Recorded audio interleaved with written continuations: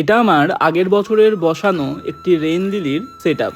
এই যে মাঝের যে জায়গাটা দেখতে পাচ্ছ, এই রেইন লিলির পোর্শনটা হচ্ছে সাদা এবং চারিপাশে রয়েছে পুরো গোলাপি রেইন লিলি। এরকম ভাবে সেট আপটা করা হয়েছে।